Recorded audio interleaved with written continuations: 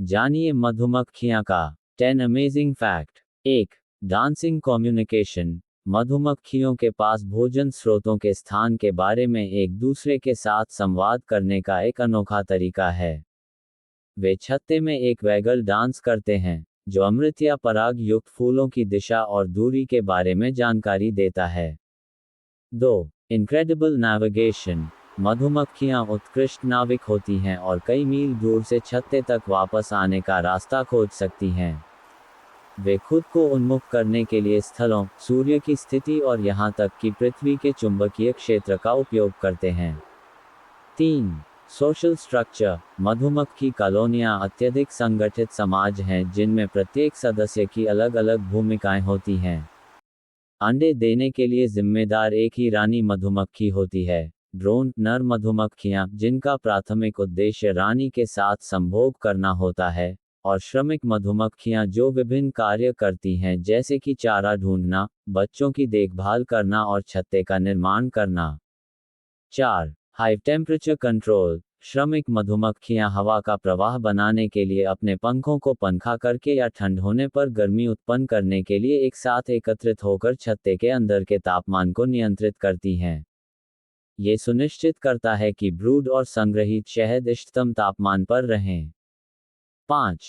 Impressive pollination. मधुमक्खियां महत्वपूर्ण परागण करता हैं, जो कई फूलों वाले पौधों के प्रजनन में महत्वपूर्ण भूमिका निभाती हैं, जिनमें कई फसलें भी शामिल हैं जिन पर मनुष्य भोजन के लिए निर्भर हैं। वे पराग को एक फूल से दूसरे फूल में स्थानांतरित करते हैं क्योंकि वे अमृत की तलाश करते हैं, जिससे निषेचन और फल उत्पादन की सुविधा मिलती है। 6. Wax production. श्रमिक मधुमक्खियां अपने पेट की ग्रंथियों से मोम स्रावित करती हैं, जिसका उपयोग वे शहद, पराग के भंडारण और बच्चों के पालन पोषण के लिए छत्ते की कोशिकाओं के निर्माण में करती हैं। 1 औंस मोम बनाने में लगभग 8 औंस शहद लगता है। 7. Seasonal change. मधुमक्खी कॉलोनियां व्यवहार और जनसंख्या आकार में मौसमी बदलाव दर्शाती हैं।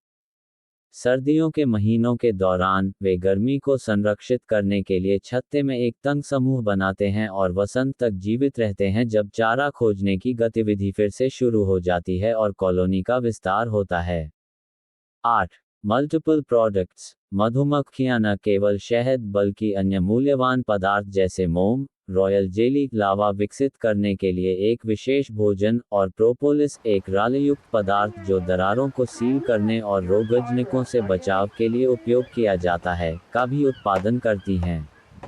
9. Complex life cycle. मधुमक्खियां पूर्ण रूप से कायापलट से गुजरती हैं, रानी द्वारा दिए गए अंडों के रूप में शुरू होती हैं, फिर लावा में विकसित होती हैं, मोम कोशिकाओं के अंदर प्यूपा बनाती हैं, और अंत में वयस्क मधुमक्खियों के रूप में उभरती हैं। 10. Remarkable work ethic. एक अकेली श्रमिक मधुमक्खी छत्ते के लिए रस और पराग इकट्ठा करने के लिए एक ही दिन में हजारों फूलों पर जा सकती है। उनके अथक प्रयास पूरी कॉलोनी की सफलता और अस्तित्व में योगदान करते हैं।